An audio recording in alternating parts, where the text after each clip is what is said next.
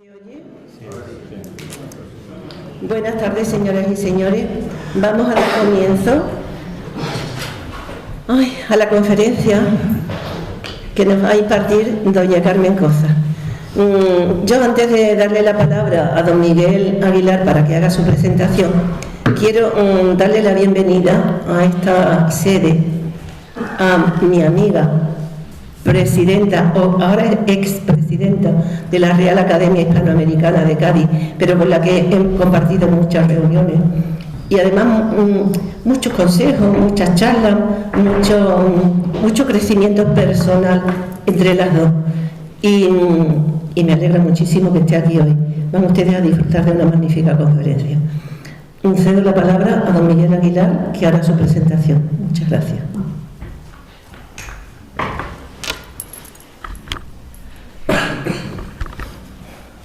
Gracias, presidenta, señor alcalde, querida Carmen, queridos compañeros de academia, señoras y señores. Me corresponde a mí esta presentación como secretario de la academia y es de verdad un honor. Yo no conocía a Carmen Coza. Hasta hoy, pero bueno, nada más que cualquier ojeada a internet ya nos da una visión de lo que esta mujer es y el prestigio y la altura académica que tiene. Y sobre todo, hoy nos viene a hablar de un tema que, aunque parezca fuera de tiempo, yo creo que todavía tiene muchísima de qué duda cabe que el siglo XIX coloca a Cádiz en el centro de la historia de España. La importancia de esa ciudad en esa época no parece que pueda ser objeto de discusión hoy día. Pero hoy Carmen nos va a enseñar, nos va a mostrar una faceta distinta de la ciudad, una faceta no tan brillante y bastante más desconocida. El comercio con las colonias de América convirtió al puerto de Cádiz en uno de los más importantes de la época del siglo XIX, pero también, y desgraciadamente, en el último gran puerto negrero del continente, heredero de una práctica esclavista que, anclada en siglos anteriores, permitió consolidar desde allí el tráfico atlántico de esclavos. La ciudad, cuna del liberalismo constitucional español, donde se inició la larga y nunca terminada estación de nuestro Estado liberal de derecho, consagrador de las libertades y derechos civiles y también, posteriormente, de los ideales republicanos, democráticos y socialistas, tuvo también su cara oscura. Y como señaló en 1839 el embajador británico en Madrid, Henry Southern, ¿qué diremos del comercio de negros hecho desde la ciudad más ilustrada y civilizada de la España liberal? La existencia de esclavos en la ciudad, su relación con el tráfico de esclavos, no pasó desapercibida ni tan siquiera en los debates de la Constitución de 1812, con calurosas intervenciones al respecto iniciadas en una sesión precisamente del 2 de abril de 1811. Pues tras la prohibición de la trata de esclavos y la persecución incluso de aquellos que se dedicaban a este negocio, siguen operando en Cádiz numerosos comerciantes vinculados a este negocio de trata. Para hablarnos del que quizás fuera el mayor negrero gaditano del siglo XIX, el cántabro Pedro Martínez, y aquellos que continuaron con su negocio, tenemos hoy con nosotros a doña María del Carmen Coza Navarro, una grandísima conocedora del Cádiz decimonónico y una primera autoridad en el estudio del comercio de esclavos y del clan de los Martínez en particular. Carmen Coza es, como ha señalado algún periódico, una mujer de valores y de valía, siempre unida a su familia y que, a base de mucho esfuerzo y gracias a su enorme capacidad intelectual, supo aprovechar los momentos para llevar adelante su vocación como historiadora. Licenciada en Filosofía y Letras, se doctoró en Historia por la Universidad de Cádiz en 1996, donde comenzó a ejercer como profesora titular de Historia e Instituciones Económicas en el Departamento de Economía General. Su actividad investigadora se ha centrado en el estudio de la historia de la empresa en España, fundamentalmente, especialmente del comercio y de la actividad mercantil que los hombres de negocio afincados en Cádiz desarrollaron durante el siglo XIX, las tipologías de los negocios que emprendieron más allá del puerto gaditano, así como las redes que crearon en América, Europa y Asia. Quizás sin quererlo, creo, pero como una consecuencia lógica, fruto de la evolución de su brillante investigación, desde 2016 viene dirigiendo sus trabajos hacia la participación española en el tráfico de esclavos y los legados de la esclavitud en España. Muchas han sido sus publicaciones, comenzando por el que fuera su primer libro, La Infantería de Marina en la Restauración, y pasando por su tesis doctoral sobre Ignacio Fernández de Castro y compañía, una empresa naviera gaditana, creo de 1996. Ha colaborado en multitud de publicaciones colectivas con trabajo sobre la proyección cultural de la Real Academia Hispanoamericana de Ciencias, Artes y Letras en México, la actividad minera en Cádiz o la Infantería de Marina. También son multitud sus artículos en revistas científicas, entre los que cabe destacar Ante el Bicentenario de la Constitución de 1812, en la revista Hispanoamericana, Montañeses en la Bahía Gaditana, en la revista Asociación Cántabra de Genealogía, Natalia Fernández de Castro, una corresponsal gaditana en la prensa mexicana, la actividad comercial en la Bahía de Cádiz durante el reinado de Isabel II, o el tejido empresarial en la ciudad de Cádiz, 1830-1869, en la revista de Estudios Regionales. Pero sobre todo, y por lo que aquí nos interesa, su obra Entre Cádiz y La Habana, Pedro Martínez y compañía, la gran caza de comercio de esclavos en el reinado de Isabel II, publicado en la obra colectiva Cádiz y el tráfico de esclavos, de la legalidad a la clandestinidad, sobre lo que hoy nos viene a hablar. Pero la actividad de María del Carmen Cózar no se limita exclusivamente al ámbito universitario e investigador y trasciende siempre de forma brillante en otras facetas de la vida social y cultural de su ciudad. Organizó durante 10 años los cursos Defensa y Economía en Cádiz, cuya Real Academia Hispanoamericana la recibió en el año 2000 como académica de número, y donde en 2009 y hasta 2015 fue su directora, la primera mujer que accedía a ese cargo en aquella academia. Y además con un especial simbolismo al coincidir su nombramiento con la celebración del centenario de la Academia y con los actos del bicentenario de la Constitución de 1812. Su labor al frente de esta institución no pudo ser más fructífera. Durante su dirección se publicó la historia de la Real Academia Hispanoamericana, se recuperó la revista de la institución, se digitalizó la biblioteca y se puso en funcionamiento la web corporativa. En 2003 fue recibida como académica también de número de Ciencias, Artes y Letras San Romualdo de San Fernando, y en 2012 nombrada académica correspondiente de la Academia de Historia de Puerto Rico. Paralelamente, y durante 3 años, ha sido profesora de Historia de la Diócesis de Cádiz en su seminario, colaborando en la comisión organizadora de los actos del 750 aniversario de la Diócesis y en la Comisión de Arte Sacro. Hoy, casi finalizado ya el curso académico 2018-2019, quizás el curso más fructífero de los últimos años por la cantidad, calidad, importancia y repercusión de los actos organizados por esta academia, tenemos el inmenso honor de recibir a María del Carmen Cózar Navarro para descubrirnos una oscura realidad en un tiempo muy brillante.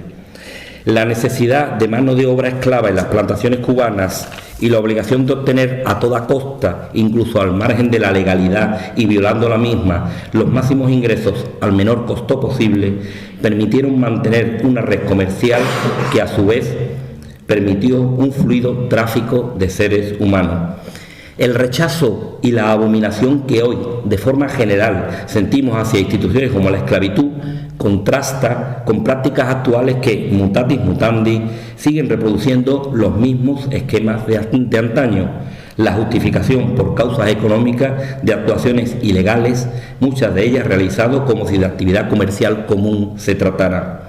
La esclavitud, amén de la crueldad, de la tortura, del sufrimiento infligido, de la separación de la patria y familia, tenía un fundamento moral muy sencillo: la negación de la naturaleza humana del esclavo y por ende de los derechos que por el mero hecho de nacer se atribuyen a cualquier persona. Y esa negación de ser sujeto de derecho se sigue negando hoy a muchas personas, hoy en nuestro mundo, en la actualidad, y a través de negocios aparentemente legales. Carmen Cózar nos va a hablar, seguro que magistralmente, de un comercio ilegal pero muy lucrativo e incluso moral y económicamente justificado. ¿Encontraremos algún paralelismo con la realidad de nuestros días? Gracias, Carmen, por atender nuestra invitación y bienvenida a nuestra ciudad.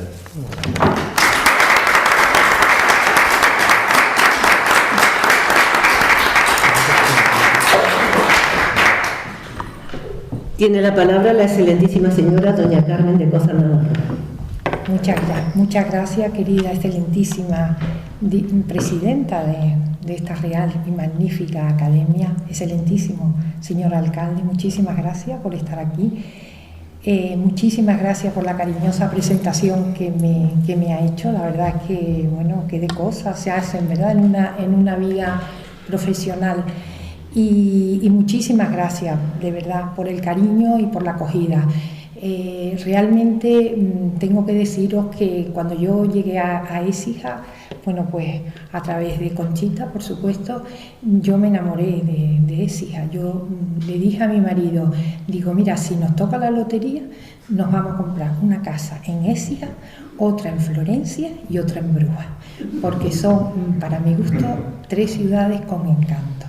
Bueno, yo creo que Conchita lo sabe, porque se lo digo constantemente, ¿no? La acogida, el cariño, que cada vez que venimos, pues nos tenéis. Así que muchísimas gracias de verdad por esa preciosísima presentación que guardaré y llevaré en mi corazón siempre. Muchas gracias.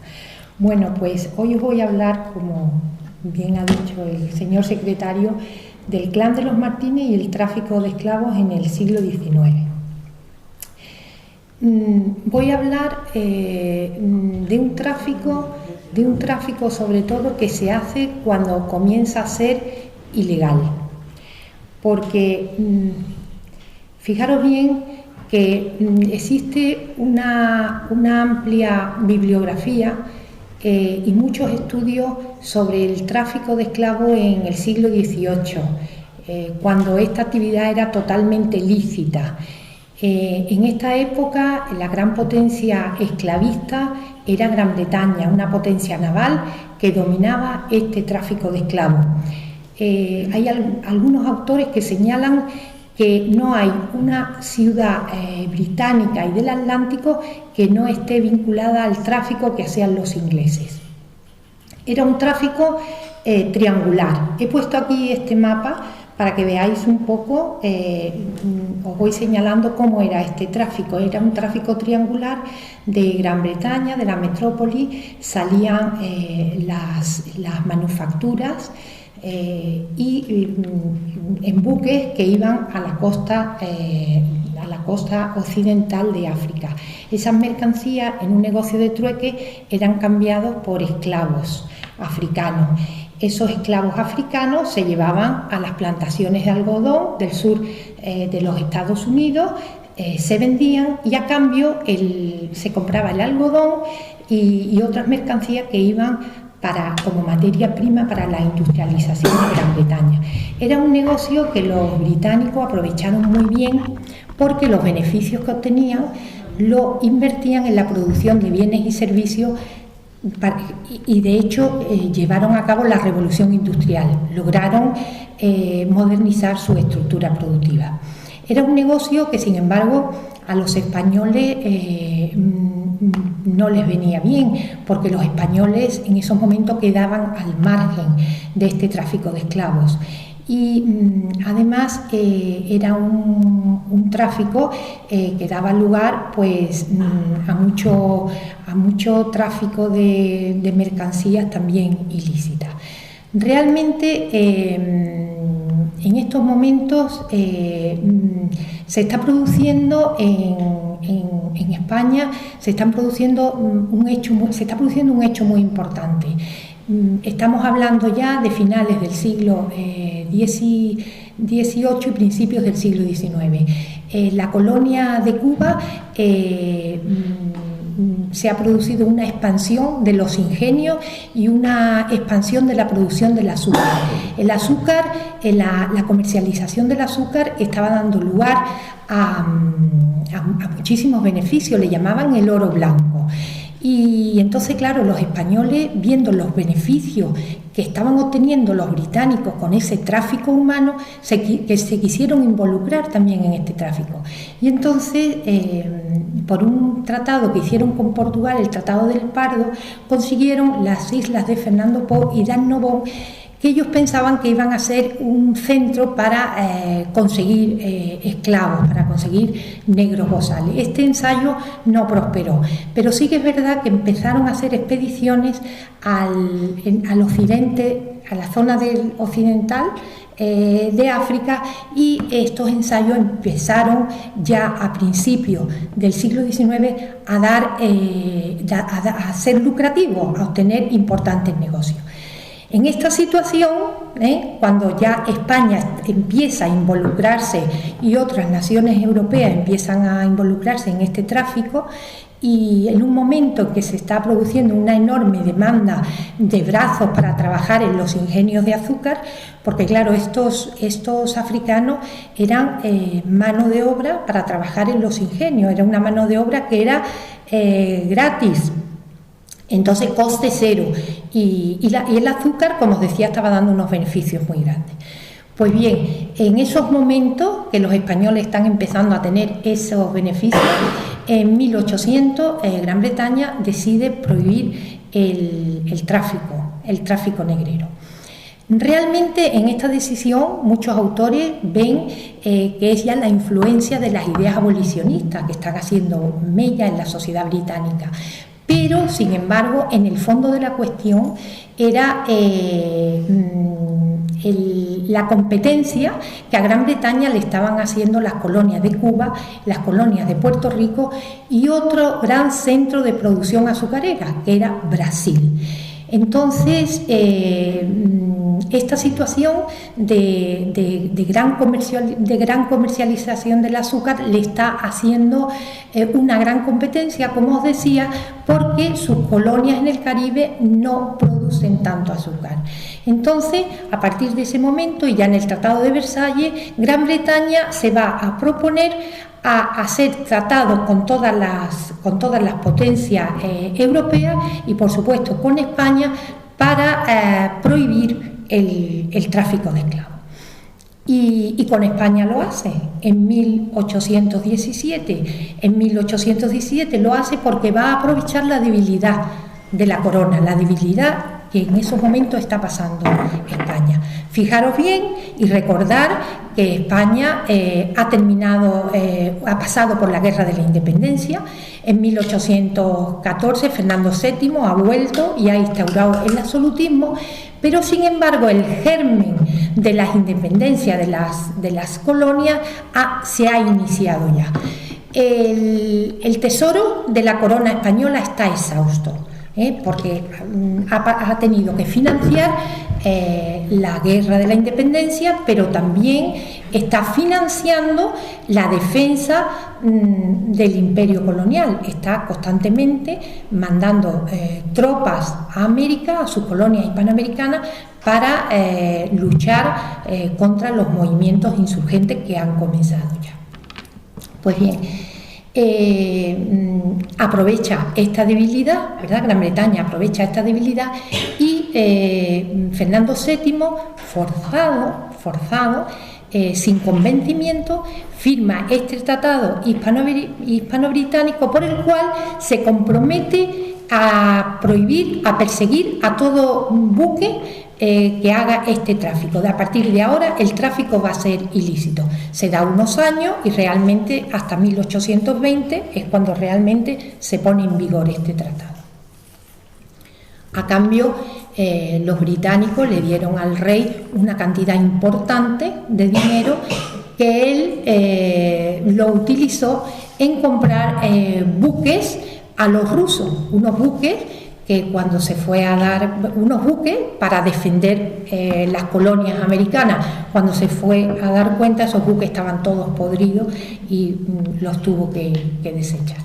Bien, pues en este contexto que yo os he querido, esta introducción que yo he querido hacer para que os deis cuenta cuál era el escenario, en este contexto es En lo que yo voy a explicar, es la actividad de un cántabro, de un español, que se va a involucrar en este negocio. Y alrededor de él se va a formar un clan, y por eso yo le llamo el clan de los Martínez, porque es un negocio que no hace una persona sola, sino que hace asociado y en total connivencia con otras personas, porque nos tenemos que dar cuenta que este tráfico es perseguido y este tráfico es ilícito. Entonces, para que sigáis bien mi disertación, yo he dividido mi disertación en dos partes. Una primera parte en que Pedro Martínez, que es el nombre del negrero, la primera parte que va desde 1811 hasta 1831, que su actividad la va a hacer fundamentalmente en Hispanoamérica, en Cuba, sobre todo en Cuba, y luego, a partir de 1831, Pedro Martínez se traslada a Cádiz.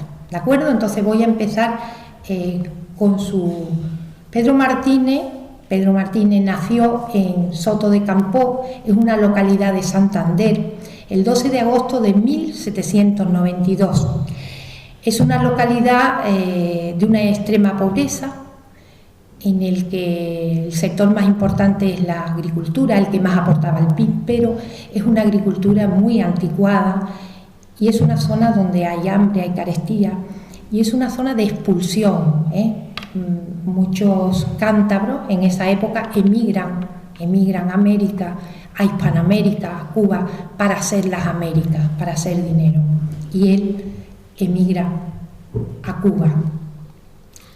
Muy joven, se embarca en un buque y hace la carrera, empezando por piloto, pilotín, hasta llegar a ser capitán de los buques mercantes.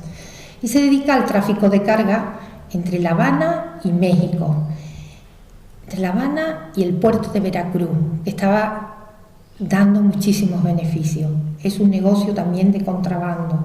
Llegó a acumular un importante capital por transacciones contrabandistas exitosas. Pero Pedro hace ese negocio de Veracruz a Cuba, pero también se involucra en el tráfico de esclavos. Lo cierto es que en Veracruz, ahí pongo los nombres de sus padres, Francisco Martínez, María Pérez de Terán, y Pedro conoce en Veracruz a Maripaz Sánchez Ayola, que es una emigrante española. Sus padres han emigrado y se han instalado en Veracruz y se casan, y en esta época está empezando todo el proceso independentista en México, y entonces el matrimonio decide trasladarse a Cuba. Fijaros bien que su fortuna ascendía ya en este momento a 400.000 pesos, para que nos demos cuenta, y un poco, en esa época eran 2 millones de pesetas, es una cantidad importante. Y se van a Cuba. Ya os he dicho que Cuba se había convertido en la economía de más rápido crecimiento en el Caribe y en uno de los importadores más agresivos de mano de obra esclava africana. La producción de azúcar era tan grande y tan importante, y la comercialización del azúcar estaba dando tantos beneficios, que el ir a África para comprar esclavos, para comprar mano de obra africana, se convierte ya en una actividad en la que se involucra muchos comerciantes españoles procedentes de la península, y entre ellos Pedro. Pero fijaros bien, os digo que en esta primera época, su época de juventud, y él lo que está es viajando, ¿verdad? Está en Cuba, pero también está viajando, es capitán de buque, está viajando también a la costa de África, y mira por dónde en uno de esos viajes conoce a otro negrero, a un negrero también español, a un negrero malagueño que se llama Pedro Blanco. Y entonces a partir de ahí los dos hacen una amistad tremenda, pero una amistad y que se complementan en su actividad. Pedro Blanco es un hombre muy mediático, se diría ahora, ¿no? Es muy simpático. Y Pedro Blanco se establece en la costa occidental de África y empieza a ganarse la confianza de los reyesuelos africanos. Esto es muy importante, porque fijaros bien, yo siempre digo las concomitancias que hay con lo que está pasando ahora en el Mediterráneo y lo que está pasando en nuestras costas, ¿no? Con los africanos, porque los riachuelos africanos organizaban guerras tribales entre ellos para conseguir esclavos, es decir, ellos mismos vendían a su gente. ¿Por qué? Porque sabían que los europeos pagaban cantidades importantísimas. Y entonces Pedro Blanco se va ganando pues la confianza del rey de Siaca, de su hijo, de otros riachuelos tribales, y va a establecer por la costa de África una factoría. Una factoría de tal manera que compra los esclavos negros y los aloja en esa factoría para más comodidad, para más rentabilidad, para que cuando lleguen los buques pues sea más fácil el traslado de la factoría al buque y luego ya a Cuba. Pedro Blanco se va a quedar en la costa de África y Pedro Martínez va a establecer su base de operaciones en Cuba. A partir de aquí empiezan a comprar buques y empiezan ya a hacer un negocio que cada vez es más importante y cada vez proporciona más ganancias y más dinero. Un negocio que es perseguido, fijaros bien, porque los británicos están en la costa occidental, la flota británica está en la costa occidental. Porque cuando se firma el tratado se crean dos comisiones, una en Sierra Leona, que está en la costa occidental de África, y otra en Cuba, unas comisiones mixtas que van a estar formadas por británicos y por españoles y van a estar constantemente vigilando y persiguiendo este tráfico. Y para los ingleses es una obsesión, es una verdadera guerra, es una guerra económica. Y los españoles siguen haciendo el tráfico. ¿Por qué? Porque hay documentos escritos que dicen, pero bueno, qué hipocresía que habéis estado haciendo el tráfico vosotros, os habéis lucrado, habéis hecho la revolución industrial y ahora venís diciendo que este tráfico por humanidad no debe hacerse. Bueno, pues a partir de ahí se producen esos engaños, pero no solamente de los españoles, de los portugueses, de los franceses, a este negocio que en esta época, bueno, pues no se veía todavía mal visto, porque era una actividad que antes se hacía, era legal y se pasa de la noche a la mañana de ser legal a ilegal. Lo cierto es que, fijaros, en 1800, ya os he dicho, aparece vinculada al tráfico y en ese momento Pedro se halla en Boavista, Pedro Martínez, en Cabo Verde, esperando su goleta de su propiedad San Salvador. Es un buque americano que se ha construido en Baltimore, su capitán José Álvarez, y navegó bajo pabellón portugués. ¿Por qué? Porque una de las cosas que ellos hacían era camuflaban los barcos, ponían banderas portuguesas porque iban a buscar esclavos a las islas portuguesas,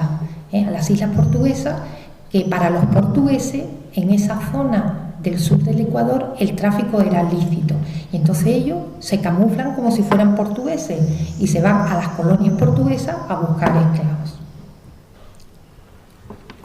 Sí es importante saber que Pedro Martínez es el prototipo de hombre de negocio que está presente en distintos sectores en una estrategia de mitigación de riesgo. Fijaros bien el esquema que os he puesto aquí, porque realmente Pedro Martínez es banquero, se dedica a proporcionar préstamos, porque en ese momento, en esa época de la que estamos hablando, la banca todavía no estaba organizada y entonces los propios comerciantes hacían de banqueros, de prestamistas, hacen el negocio de comisión, representan a otras personas. Y os pongo en el centro que se dedica al tráfico de mercancías y al tráfico de esclavos. ¿Por qué? Porque para estos negreros el esclavo era una mercancía más. De hecho, en los documentos aparecen como los bultos. Los bultos, en la documentación aparecen bultos, como es un tráfico que está perseguido. En los documentos oficiales es muy difícil ver esta actividad y entonces aparece que hacen, he dejado 5 bultos en la costa, esos bultos son personas. Y poco a poco Pedro va haciendo su plan Y es un clan que son personas de confianza. ¿Y quién son los que forman este clan? Pues son sus familiares, sus amigos. Simón Pérez de Terán, Cipriano López Martínez, ¿veis los apellidos? Son su sobrino, su primo, amigos. Gabriel López Martínez, que es su sobrino, Felipe del Campo Labarrieta, que es el sobrino de un íntimo amigo suyo que conoció en México. Son personas de confianza, personas en las que puede delegar totalmente, porque es un negocio prohibido y saben que esas personas no les va a traicionar. Y poco a poco él le está yendo muy bien el negocio, hemos visto la acumulación de capital tan importante que ha hecho, y entonces decide expansionar su negocio, decide poner también una sucursal, digamos, ¿no?, en Cádiz, porque Cádiz se ha convertido en un gran puerto negrero. Fijaros bien dónde está Cádiz, la situación estratégica que tiene Cádiz, tan importante. Y Cádiz, la bahía de Cádiz ofrece unas condiciones magníficas para la navegación. Es un puerto obligado, facilitaba el contrabando y el tráfico clandestino. Si a alguno le gusta navegar, lo puede comprobar, lo importante que es este puerto para la navegación. Entonces él se afianza ya en 1827 en el mercado de esclavos. Él sigue en La Habana, pero se ha puesto en contacto con Pedro Felipe del Campo Labarrieta, el sobrino de ese íntimo amigo suyo, y entonces en La Habana él organiza una sociedad. Estas sociedades son sociedades personalistas, formadas por familiares, personas de confianza, amigos, y esta sociedad se llama Martínez Carballo y Compañía. Y luego en Matanza establece una sucursal. Matanza era un lugar importante porque era cuando los buques desembarcaban en la costa, por las costas de Cuba, pues los esclavos eran llevados a Matanza, y en Matanza pues tenían barracones. Entonces era importante también tener allí una sucursal. Y en Cádiz establece con Pedro Felipe del Campo, establece una sociedad que tiene la razón social Campo, Labarrieta y Martínez. Estas dos sociedades, una en La Habana y otra en Cádiz, van a ser de 1827 a 1830. Fijaros los buques, son goletas, bergantines. Esto es muy importante porque son goletas que no son muy grandes de tamaño, son pequeñas, pero son buques ya con una tecnología importante, son los famosos clippers. En esta época hay una competencia entre la navegación al vapor. El vapor comienza, pero siendo todavía el vapor es una navegación de cabotaje, de cortas distancias, está teniendo muchas dificultades para consolidarse. Y paralelamente está esta innovación que es el clipper. El clipper es un buque de vela con el aparejo de vela normal, lo único que tiene el casco muy alargado, muy afilado, con gran capacidad de carga, pero que es capaz de recorrer largas distancias en poco tiempo. Entonces era necesario tener estos buques para huir de los británicos, para correr cuando se veía un buque británico. Entonces son estas María, San Pedro, el Marinero, Rosalía, el Griego, son algunos de los buques que he localizado. Pero lo que más me ha llamado la atención de todo es que en este tiempo estos buques transportaron en tan solo 4 años un total de 3.104 esclavos, de los que 2.874 desembarcaron en Cuba. Fijaros bien. Fijaros bien en esto. 3.104 esclavos, de los que solo 2.874 desembarcaron en Cuba. ¿Por qué? Porque la diferencia en la cifra es los que murieron durante la travesía. Porque fijaros las condiciones en las que hacían el tráfico. Las condiciones: iban hacinados, encadenados, no se podían mover, hacían sus necesidades. Entonces eran muy vulnerables a las enfermedades, a las epidemias. Muchas veces, pues, cuando estaban ya, incluso los tiraban por la borda, cuando veían que iban a ser inútiles para trabajar. La verdad es que es tremendo. Este es el buque negrero, la Aurora. Y fijaros dónde iban los esclavos, cómo eran los buques para transportar los esclavos. Pues pongo aquí este mapita que he encontrado, que es muy sencillito, espero que lo vean bien, para explicar un poquito ya desde Cádiz cómo se hacía este tráfico. Acordaros que os he dicho que Pedro Martínez está en La Habana y Pedro Labarrieta, Pedro Campo está en Cádiz, son socios. Y Pedro Martínez está aquí, en la costa de África, ¿vale? Pues fijaros bien, un buque salía de Cádiz, Lo normal es que fuera a Gibraltar. Primero cargaba en Cádiz, media carga, y luego en Gibraltar terminaba su carga. ¿Por qué? Porque Gibraltar es increíble, ¿no? Era inglesa, pero siempre había ahí un corresponsal inglés que ayudaba a los negreros. Y entonces ahí terminaban su carga pues con manufacturas inglesas, con fusiles, con pólvora, lo que les gustaban a los reyesuelos. El buque iba a la costa de África y entonces ese cargamento en un negocio de trueque se cambiaba por la mercancía humana.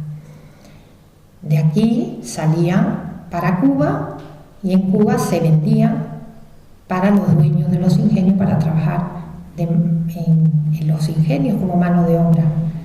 Luego el buque se preparaba, se pertrechaba, se cargaba con azúcar y se iba a Cádiz. Y ese era más o menos el circuito. A veces el tráfico era de Cuba directamente a las costas de África en un viaje redondo. ¿De acuerdo? Este es un barco que yo encontré y que me hace mucha ilusión, y es el que lleva la portada de mi libro, porque es un buque de Pedro Martínez, es el Diligente. Fijaros bien el clipper, la forma de clipper, y los esclavos ahí hacinados. La verdad es que ya en esta época los ingleses tenían ya más que conocidos, los documentos se ven, Pedro Martínez, Pedro Blanco y Pedro Felipe del Campo eran conocidos, notorios traficantes de esclavos. Y los británicos se conocían a la perfección las estrategias. Yo encontré un documento que decía, hay que ver este Pedro Martínez lo mal que habla el inglés. Eso me hizo una gracia, digo, vaya. Y entonces falsifiqué, porque los ingleses conocían que falsificaban la documentación del buque y falsificaban a la tripulación. Aprovechaban además, los negreros aprovechaban la crisis de gobierno, las guerras carlistas, los levantamientos, para hacer el tráfico de esclavos. ¿Y los ingleses cómo lo notaban? ¿Cómo notaban que estaban haciendo el tráfico de esclavos? Porque subían los grilletes de los hierros y todo lo que iba al barco, todo lo que era necesario para hacer este tráfico. Las prácticas fraudulentas estaban a la orden del día, tanto en Cádiz como en La Habana. Se había establecido una red de corrupción en la que estaban todas las autoridades, el capitán general de Cuba, el gobernador. Era un negocio que se hacía bajo cuerda, pero que daba muchísimo dinero. Las autoridades se dejaban sobornar fácilmente por los negreros. Los tratados se violaban en todos estos puertos. Y yo digo que Cádiz era una prolongación de La Habana, en lo económico, en lo financiero, pero también en las prácticas corruptas. Este es el otro Cádiz que yo estoy estudiando ahora, el Cádiz clandestino, porque yo estudié el Cádiz de la burguesía, de los negocios, pero ahora me he encontrado este Cádiz, en la misma época. Y fijaros bien, aquí os pongo, cómo era el tráfico y cómo ya en 1803 Pedro Martínez ha hecho su red de corresponsales. Cuba, todos esos puntitos rojos, ahí tenía corresponsales, factores, a los que él le confiaba su negocio. Una red que está por toda esta costa de África, por toda esta costa y por todo eso parte de la península y por supuesto en Gran Bretaña. Es un circuito comercial y un circuito financiero el que tiene en toda esta zona del Atlántico. No solamente Pedro Martínez, muchísimos más negreros.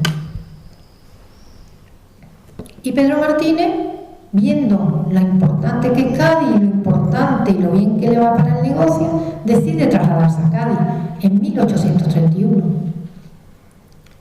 Pero antes ha dejado su sociedad en La Habana, ha dejado a su primo Simón Pérez de Terán al frente de una sociedad que llama Pedro Martínez y Compañía. En Matanza, una sucursal, y él en Cádiz, dirigiendo el negocio. En La Habana, Simón Pérez de Terán. Pero Pedro está ya en Cádiz. Fijaros bien que os he puesto aquí todos los buques que he localizado de Pedro Martínez y de otros socios. Es muy difícil, porque los barcos están constantemente cambiando de nombre, los barcos están camuflados, y entonces encontrar realmente los propietarios es difícil, pero bueno, es una labor que también es bonita.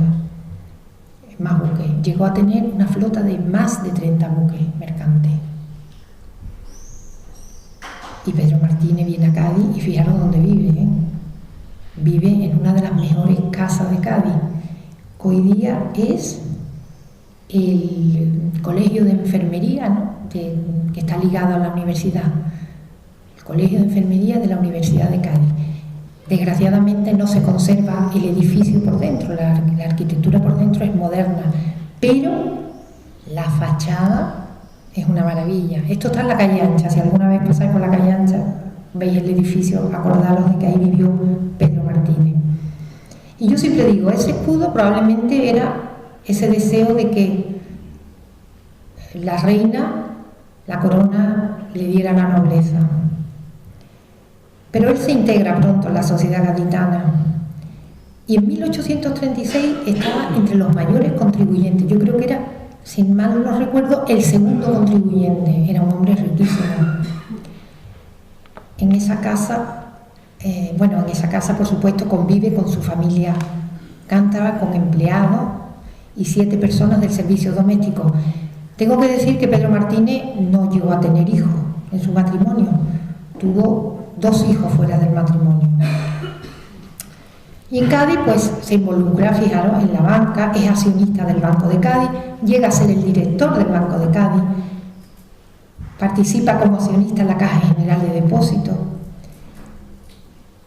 se dedica a los seguros marítimos, en una industria Cádiz-Sevilla S.A., negocios de comisión, pero sobre todo sigue practicando desde Cádiz el tráfico de mercancías y el tráfico de esclavos. Los documentos, ya en Cádiz hay más documentación, porque en Cádiz él ya se ha consolidado como negrero.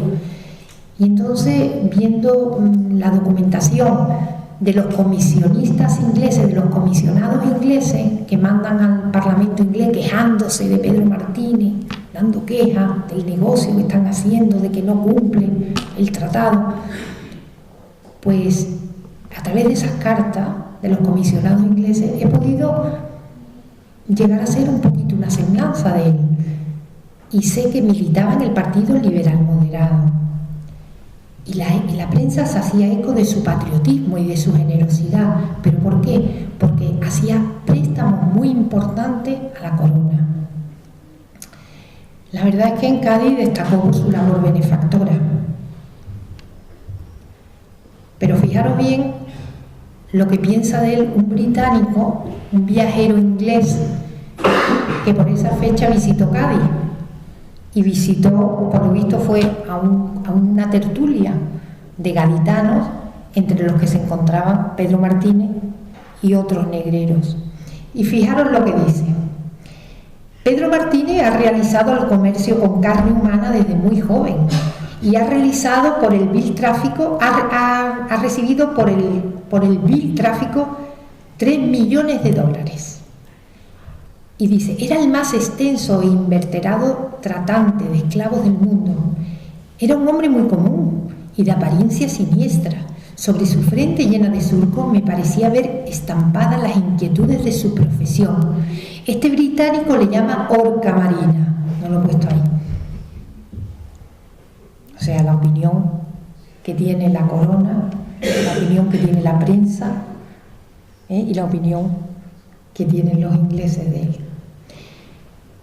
Ciertamente, a partir de 1836, él está en Cádiz, pero a partir de esa fecha empieza a tener serias dificultades. En primer lugar, la primera dificultad es una crisis interna en su sociedad de La Habana, que ahora la explicaremos.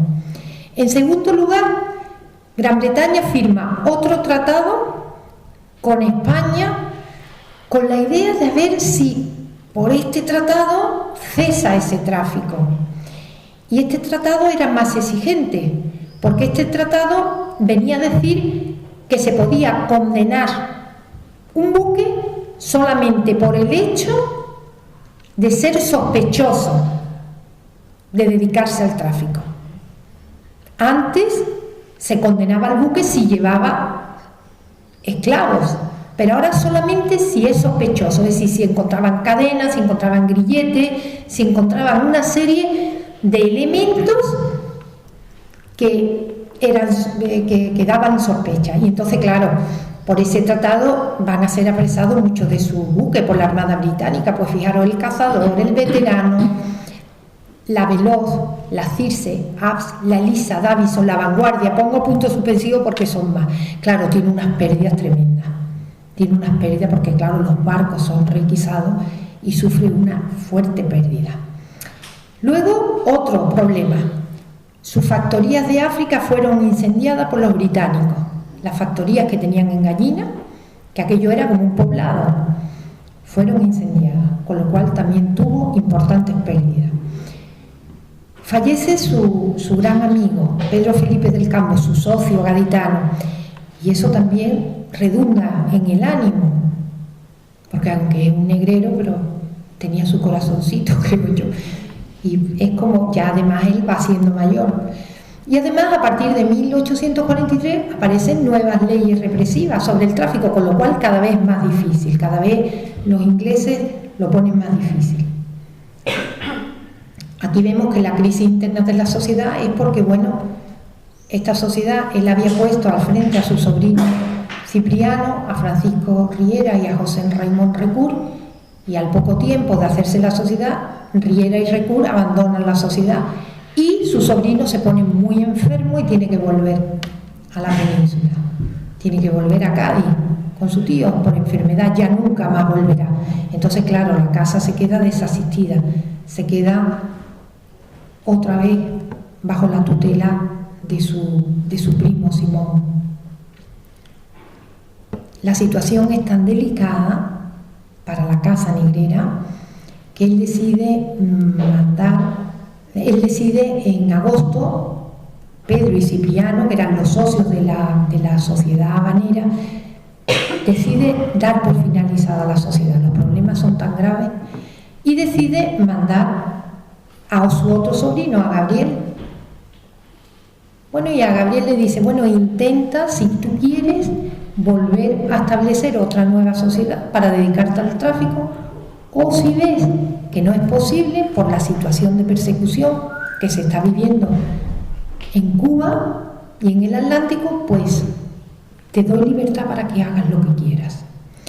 Entonces Gabriel llega a La Habana en 1842 y Gabriel tiene una enorme habilidad social y va a contraer matrimonio, bueno, pues con una González Larrinaga, con la hija de uno de los grandes negreros de Cuba, con lo cual nada más que la dote de su mujer, pues aporta un importante capital a la fortuna de Gabriel. Desde luego Gabriel muy pronto va a formar parte de la élite cubana.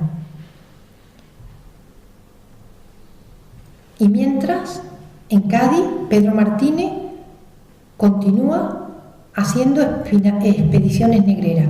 Sí que es verdad que a partir de 1842 los dos, tío Pedro desde Cádiz y su sobrino Gabriel, deciden ya no hacer tanto tráfico. De vez en cuando hacen una expedición, pero Pedro desde Cádiz se dedica sobre todo a financiar expediciones negreras. Se dedica a los seguros marítimos y ya en 1853 él decide traspasar sus negocios de Cuba a su sobrino Gabriel y a los 2 años fallece. Y en la prensa aparece un rótulo, un anuncio. Se ha producido el fallecimiento en Cádiz del rico capitalista don Pedro Martínez, una de las personas más notables del partido moderado de aquella ciudad. O sea que él tenía buena prensa. Mientras, Gabriel continúa la saga de su tío en La Habana. Ese año de la muerte, él es alcalde de La Habana. Os he dicho ya que formaba parte de la élite de la alta sociedad.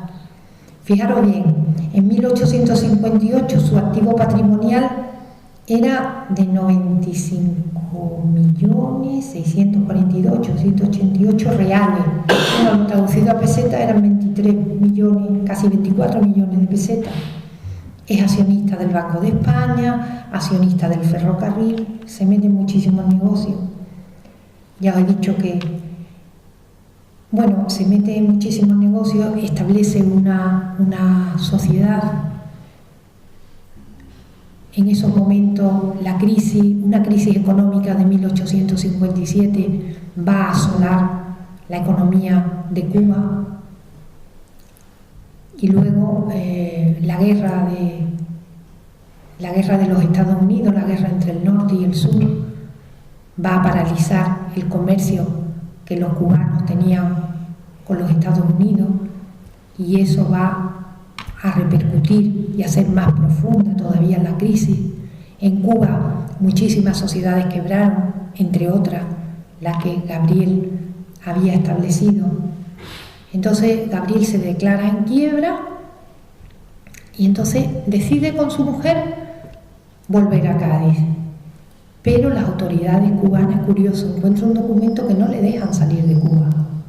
No le dejan salir de Cuba hasta que pague el último céntimo. Y hay un documento en el que él se queja, dice, pero si es que lo he pagado todo. ¿Cómo es que no me dejan salir de Cuba? Y luego me entero por el testamento de su mujer que ha traspasado todos sus bienes a Jerez y a Cádiz. Por fin, las autoridades le dejan salir. Y entonces se instala en Cádiz, en la calle Ancha, en la 35. Es una finca que hay al lado de la de su tío Pedro. No he investigado si Gabriel en Cádiz sigue dedicado al tráfico, pero lo que sí os puedo decir que en 1864, cuando él llega a Cádiz está atravesando una crisis monetaria muy importante, una crisis financiera. Se produce la ruina de muchísimas casas comerciales, pero a pesar de todo hay todavía muchos comerciantes que se están dedicando al tráfico de esclavos. Hay apellidos como los Portilla, apellidos como los Lloret, que son gaditanos, que están haciendo importantes negocios con este tráfico. De tal manera que el cónsul británico en Cádiz tiene un escrito que manda al Parlamento diciendo que Cádiz es el puerto más importante en el tráfico de esclavos. Gabriel muere en septiembre de 1876, pero fijaros bien, un mes antes Pío XI le concede el marquesado de López Martínez. Y aquí os quiero poner un anuncio para terminar ya, porque ya he terminado antes de terminar, un anuncio de lo que significaba lo que significaba este negocio. ¿Cuánto costaba un esclavo? ¿Cuánto costaba un bozal? En el clamor público del 6 de julio de 1845 aparece: el precio de los negros de primera talla y de edad de 20 a 30 años en las factorías de África es de 15 duros, 75 pesetas, a lo más, y transportado a la isla de Cuba se compra por 400 duros, 2.000 pesetas. Muchas gracias por su atención.